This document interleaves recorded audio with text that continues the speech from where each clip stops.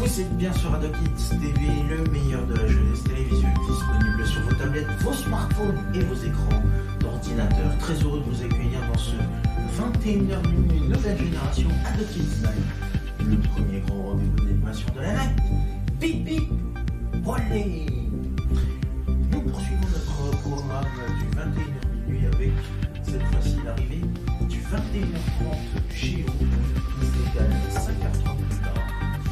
Cette fois-ci, notre rendez-vous géographique va vous emmener à la découverte de l'Europe et de l'Union européenne. C'est parti, soyez bienvenus, il est 21h30.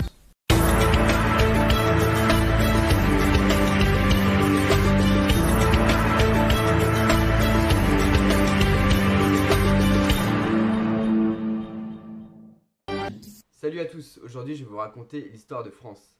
Alors tout commence en 35 000 avant Jésus-Christ, lorsque l'Homo sapiens occupe le territoire.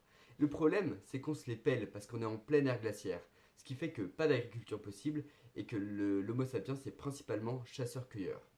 Mais en 10 000 avant Jésus-Christ, le climat se réchauffe et l'Homo sapiens commence à se sédentariser, à développer l'agriculture et à se rassembler pour former des peuples et des civilisations. Ce qui fait qu'en 600 avant Jésus-Christ, la civilisation des Grecs de Phocée longe la Méditerranée pour installer ses colons dans le sud de l'actuelle France et va créer des villes comme Marseille, Nice ou encore Antipolis. Au même moment au nord, c'est le peuple des Celtes qui longe le Danube et qui va aller s'installer dans tout le nord de la France.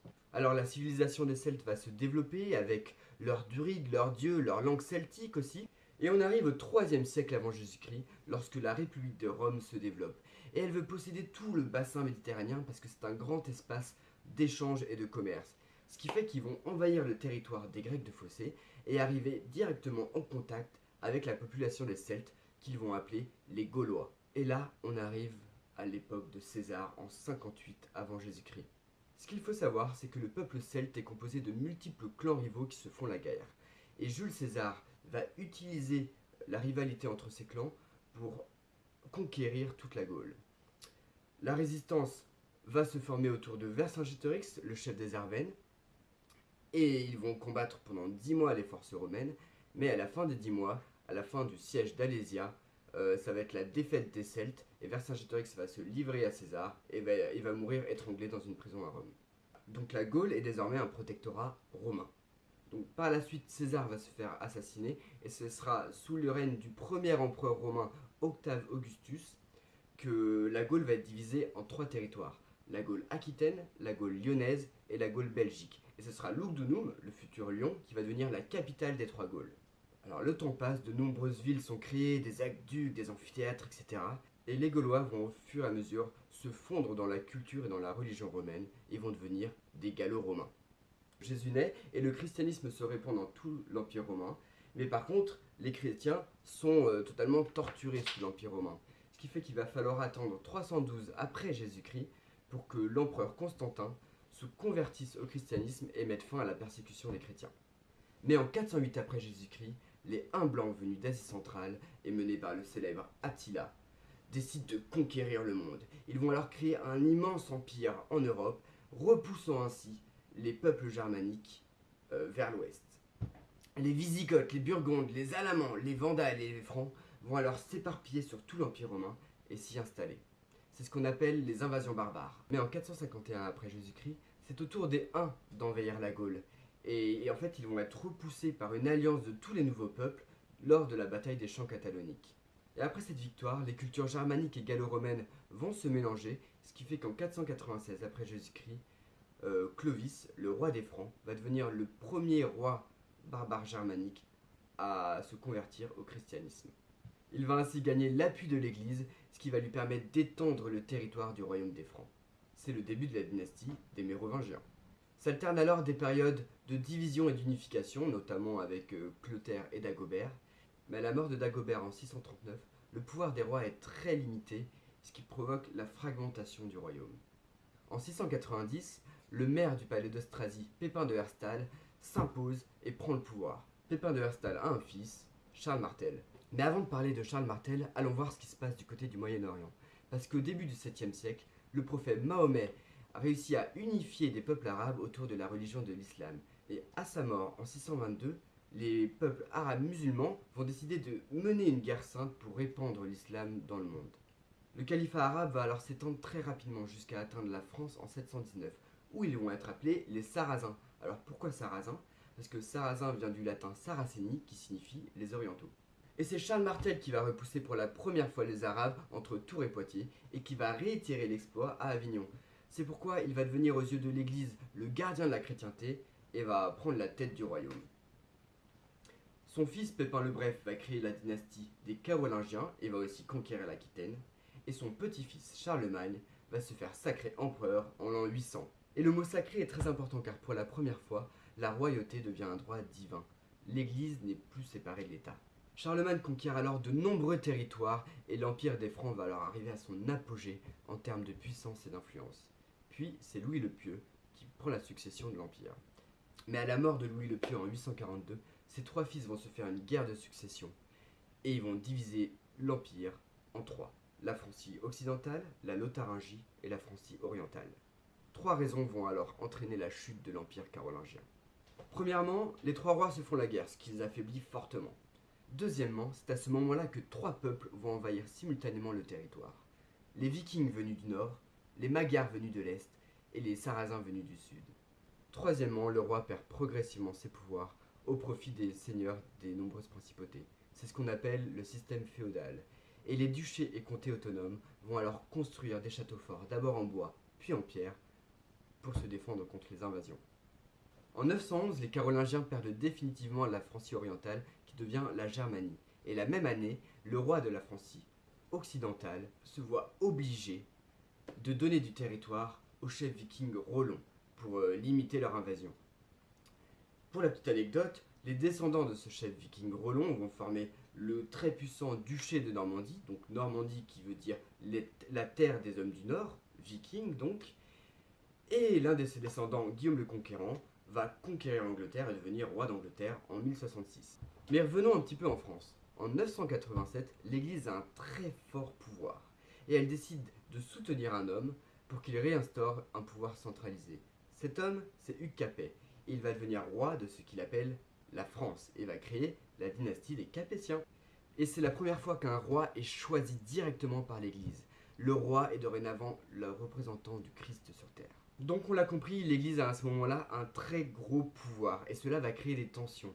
En 1054, un gros conflit concernant la question du filioque, donc je vous laisse regarder ça sur internet, va provoquer le grand schisme et sépare la chrétienté en deux courants, les catholiques et les orthodoxes.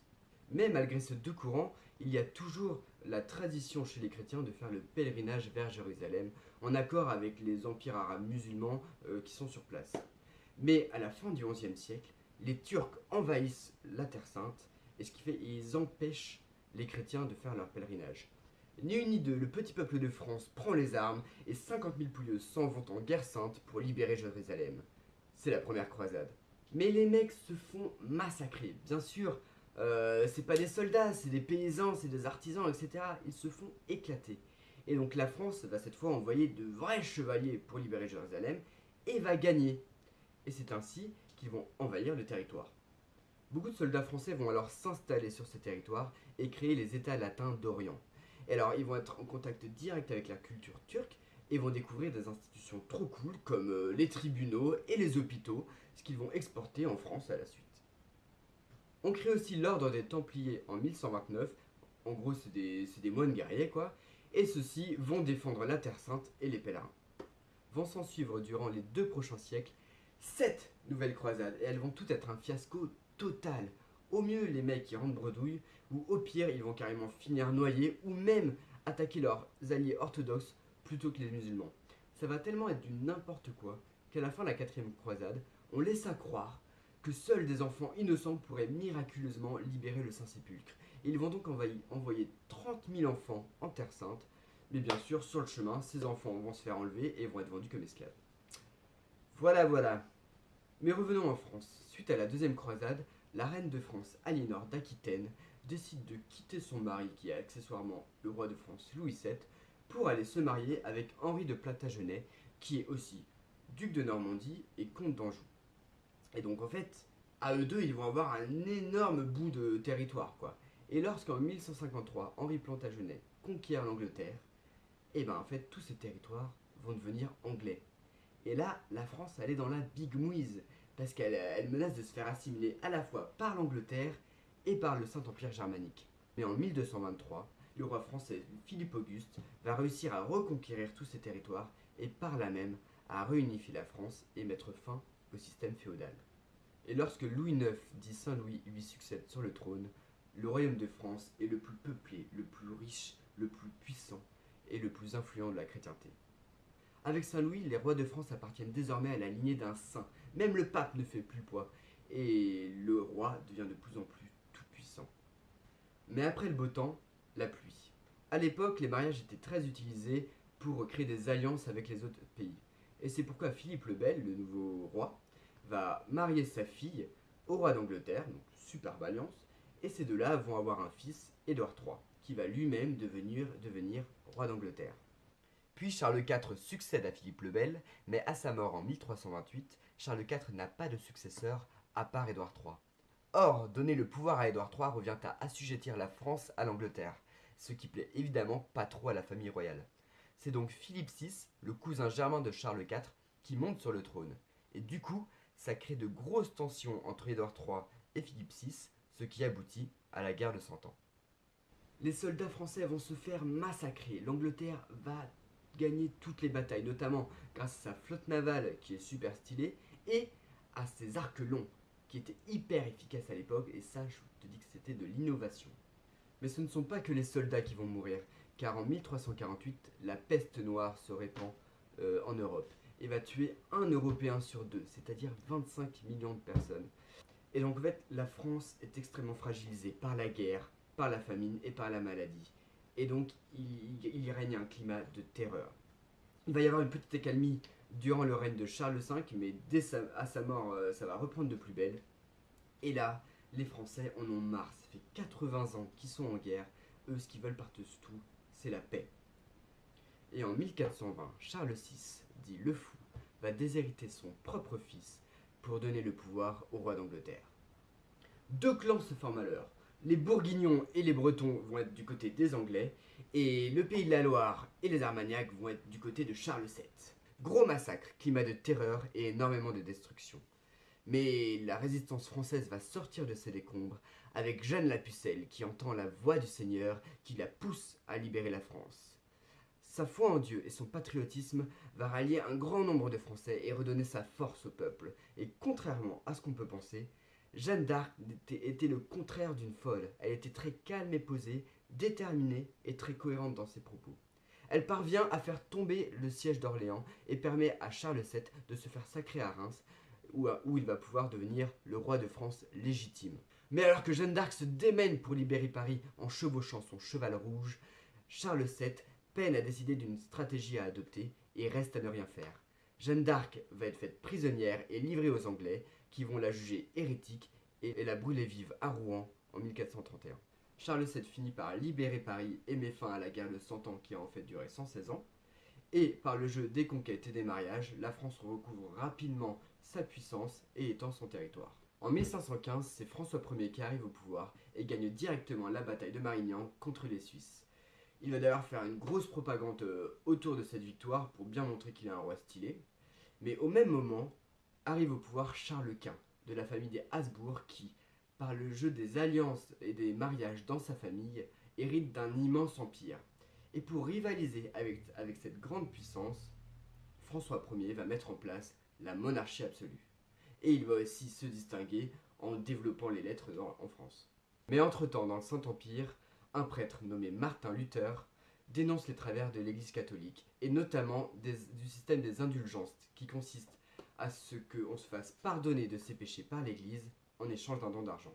De nombreux princes allemands vont se rallier à sa cause et ils vont être appelés plus tard les protestants. Ce mouvement va aussi se propager en France où les protestants vont être appelés les huguenots et les huguenots vont se faire massacrer durant tout le XVIe siècle jusqu'à arriver à la Saint-Barthélemy en 1572 qui va se propager dans toute la France et qui va provoquer la mort d'entre 15 et 30 000 huguenots. En 1588, l'héritier légitime du trône, c'est Henri de Navarre, futur Henri IV. Mais le problème, c'est que Henri de Navarre, il est huguenot, et donc il s'attire les foudres de toute la communauté catholique de France. Et après 2 ans de bataille acharnée pour accéder au trône, il va finir par accepter de se convertir au catholicisme pour pacifier la France. Mais il ne va tout de même pas abandonner les protestants ou les huguenots, car il va promulguer en 1598 l'édit de Nantes qui autorise la liberté de culte et l'égalité des droits des huguenots. Et pour unifier le peuple contre un ennemi commun, Henri IV va lancer la France à la conquête de l'Amérique du Nord et y créer la Nouvelle France, mais il va être assassiné en 1610 par François Ravaillac. Par la suite, Louis XIII et le cardinal Richelieu vont déclarer la guerre à la dynastie des Habsbourg, qui deviennent bien trop puissants, et cette guerre va durer jusqu'en 1659. Et c'est à ce moment-là qu'arrive au pouvoir Louis XIV, et il développe à l'extrême l'absolutisme royal. Tout d'abord, l'armée qui était détenue auparavant par différents nobles revient aux mains de Louis XIV, qui en profite pour l'agrandir énormément. Deuxièmement, c'est le roi maintenant qui nomme les prêtres, ce qui veut dire que l'Église est sous le contrôle du roi. Troisièmement, il montre aux puissances étrangères qui est le patron en agrandissant les frontières françaises et son empire colonial en Nouvelle-France et aux Antilles, où il va exterminer les populations locales pour instaurer le commerce triangulaire. Alors qu'est-ce que c'est le commerce triangulaire? Ils vont enlever les Africains pour les faire travailler dans les plantations des îles antillaises et importer les matières premières en Espagne, en Angleterre et en France. Enfin, il révoque l'édit de Nantes pour la bonne raison que tout le peuple doit avoir la même religion que le roi, ce qui provoque un exil massif des Huguenots. Donc l'absolutisme royal semble ne plus avoir de limite, et les puissances étrangères n'aiment pas ça, ce qui fait que les princes allemands, l'Angleterre, les Provinces-Unies et l'Espagne vont s'allier et déclarer la guerre à la France en 1689, et cette guerre durera jusqu'en 1714. 400 000 Français partent à la guerre, et cette guerre va provoquer une énorme famine en 1709 et une grande misère en France. Et après la mort de Louis XIV en 1715, un parlement va se créer, ce qui va affaiblir encore plus la monarchie, et le peuple va découvrir de nouveaux modèles de société chez les Hollandais et les Anglais. La France va copier ces pays sur de nombreux points, notamment avec la création des banques, la création de la Compagnie des Indes françaises, ou encore et surtout avec l'apparition de journaux indépendants critiques. C'est la révolution des esprits, avec Marivaux, Voltaire, Rousseau, Diderot ou encore Montesquieu. Pour la première fois dans l'histoire nationale, un pouvoir intellectuel se crée en dehors des institutions monarchiques ou religieuses. C'est l'esprit des Lumières, on discute, on conteste, on remet en question. Grâce aux journaux, alors que la famine sévit, le peuple s'aperçoit des dépenses folles de la famille royale, et le roi devient ainsi l'incarnation des inégalités. Et quand Louis XVI veut faire un emprunt de 420 millions de livres et endetter ainsi le pays sur des générations, même la bourgeoisie d'affaires, appelée aussi le tiers-état, se retourne contre lui. Tout va alors très vite. Le 20 juin 1789, les députés du tiers-état se réunissent dans la salle du Jeu de Paume pour rédiger la Constitution. Ils créent l'Assemblée nationale. Le pouvoir législatif est désormais séparé du pouvoir exécutif. Le 14 juillet, c'est la prise de la Bastille, et le 26 août, c'est la déclaration des droits de l'homme et du citoyen. La Révolution française est en marche. Mais deux camps se créent parmi les révolutionnaires. Les modérés qui veulent une monarchie constitutionnelle et donc qui veulent s'en arrêter là avec la Révolution, représentés par Barnave et Lafayette, et les radicaux, aussi appelés les sans-culottes, qui veulent la proclamation de la République avec Danton et Robespierre. Mais de son côté, Louis XVI appelle à l'aide l'Empire germanique et la Prusse pour attaquer le peuple français révolté, ce qui va rassembler tout le peuple français autour des radicaux. Aux armes, citoyens! Robespierre prend les commandes et décide d'éliminer tous ceux qui s'opposent à lui. Louis XVI est guillotiné parmi 100 000 autres personnes, dont Danton, son ancien allié. Tout le monde est suspect, c'est la terreur. Robespierre est renversé en 1794 et c'est le centre, les républicains thermidoriens, qui prennent le pouvoir. Ils sont ni royalistes ni radicaux, mais sont quand même très attachés à leurs intérêts. Ils créent pour gouverner un directoire composé de 5 personnes. Pendant ce temps, les armées révolutionnaires françaises se battent pour libérer les peuples étrangers de la tyrannie monarchiste et ils n'ont de nouveau pas réussi à vaincre la flotte navale britannique, mais le général Bonaparte s'est couvert de gloire en Italie et en Égypte. Profitant de la grande instabilité politique et de sa grande popularité, Bonaparte fait un coup d'État en 1799 et devient consul à vie. Puis, en 1804, le peuple français accepte par plébiscite que Napoléon Bonaparte devienne empereur. Alors pourquoi il a choisi le nom d'empereur? Tout simplement parce qu'il ne voulait pas s'attirer les foudres des anti-royalistes. Voilà, il est pas fou le mec quoi. Bonaparte crée la Banque de France, le franc, le code civil et remet en ordre le pays. Et c'est aussi à ce moment-là qu'il se lance dans sa politique d'expansion du territoire. En effet, l'Angleterre a mis en place un embargo sur les navires français. Et Napoléon, il n'est pas content, ce qui fait qu'il veut faire un blocus contre le Royaume-Uni pour l'asphyxier économiquement. Et pour cela, il doit dominer toute l'Europe. En 8 ans, il va alors parvenir à conquérir une grande partie de l'Europe jusqu'en Russie sans qu'aucune coalition ne puisse l'arrêter. Mais lorsque la grande armée napoléonienne arrive à Moscou, ils s'aperçoivent que les moscovites ont abandonné leur ville après l'avoir brûlée. Sans abri ni nourriture, les troupes vont alors mourir de froid. Et c'est à partir de ce moment-là que Napoléon va subir de multiples défaites qui aboutiront à l'invasion de la France par la coalition. Napoléon est exilé, mais il s'échappera et reviendra pour 100 jours en 1815, mais subira une grosse défaite à Waterloo contre les Anglais et sera exilé sur l'île de Sainte-Hélène où il mourra. Les coalisés vont mettre en place une nouvelle monarchie avec Louis XVIII, puis c'est Charles X qui lui succédera au trône, et on arrive en 1830 qui est une année charnière. C'est tout d'abord le début de la révolution industrielle, avec le chemin de fer qui arrive du Royaume-Uni. Vont alors apparaître deux classes sociales, la bourgeoisie liée aux grandes entreprises et la classe ouvrière en proie à la misère. C'est aussi la relance de la colonisation, avec la conquête d'Alger, puis la conquête d'une grande partie de l'Afrique. Et enfin, en 1830 en France, éclate une nouvelle révolution qui renverse le roi Charles X. Puis son successeur Louis-Philippe connaîtra à peu près le même sort en 1848, ce qui mènera à la Deuxième République et à la mise en place du suffrage universel masculin, de l'abolition de l'esclavage et de la limitation du travail à 10 heures par jour. En 1851, Louis-Napoléon Bonaparte, le neveu de Napoléon Ier, fait un coup d'État et se proclame empereur en tant que Napoléon III. C'est aussi lui qui va engager le baron Haussmann pour reconstruire complètement la ville de Paris, mais en 1870, il va entrer en guerre contre la Prusse et va subir une lourde défaite, ce qui va l'obliger à abdiquer et la France va perdre l'Alsace-Lorraine. La France doit alors payer une grosse indemnité de guerre à la Prusse, ce qui plombe son économie. Arrive alors la Troisième République qui met en œuvre 3 axes de développement. Étendre les libertés des Français, rendre l'école laïque et obligatoire avec Jules Ferry et relever la France avec la colonisation. La France prend possession de nouveaux territoires en Afrique et en Indochine et met en place en 1881 le Code de l'indigénat. Celui-ci déclare les peuples colonisés comme des sujets de la France et non pas comme des citoyens. Concrètement, ce Code de l'indigénat autorise le travail forcé des peuples colonisés, permet de les arrêter sans procès, leur impose un couvre-feu et les oblige à payer de lourds impôts. Et on arrive en 1914. Alors il faut savoir que depuis la guerre de 1870, les pays d'Europe s'efforcent de créer des alliances avec d'autres pays afin de se renforcer. Et lorsqu'un Serbe de Bosnie assassine l'héritier du trône de l'Empire austro-hongrois, François Ferdinand, c'est tout ce système d'alliance qui se déclenche et qui provoque la Première Guerre mondiale. Alors pourquoi une guerre mondiale?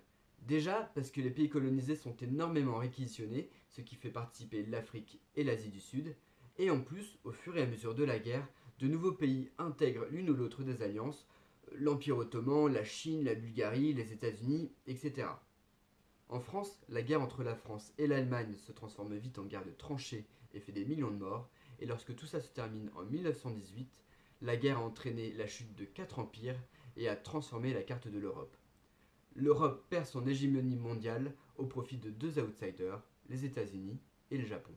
Les Allemands de leur côté doivent payer une grande indemnité de guerre et ont perdu pas mal de territoires dont l'Alsace-Lorraine.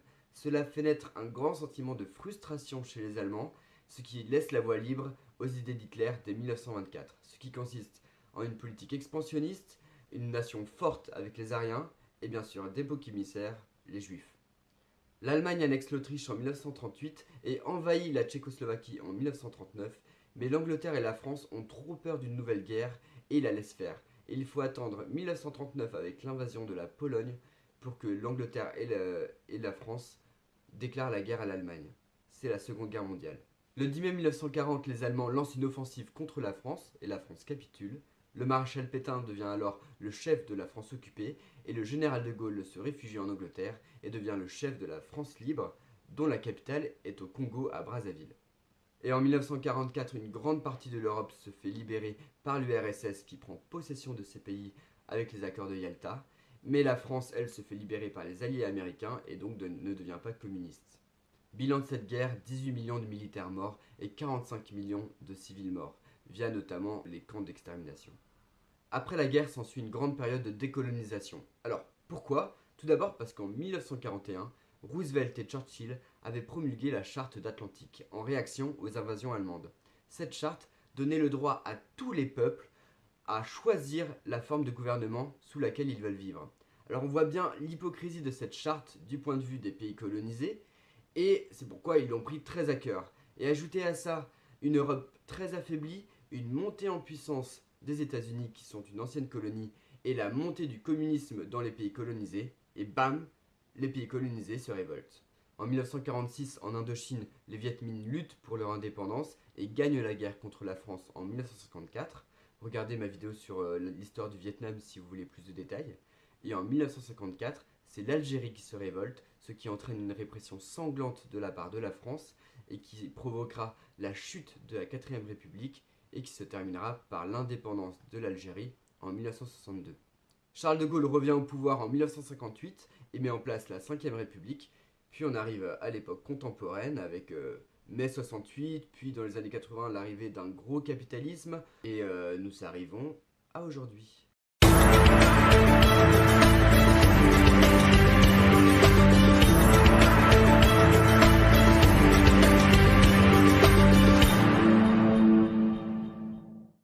Mes petits pouces à mes petits poulets, vous pouvez voir s'afficher sur votre écran les réseaux sociaux, mais aussi le compte YouTube d'AdoKids TV. Commentez, likez sur Facebook et Instagram et abonnez-vous à la chaîne YouTube d'AdoKids TV.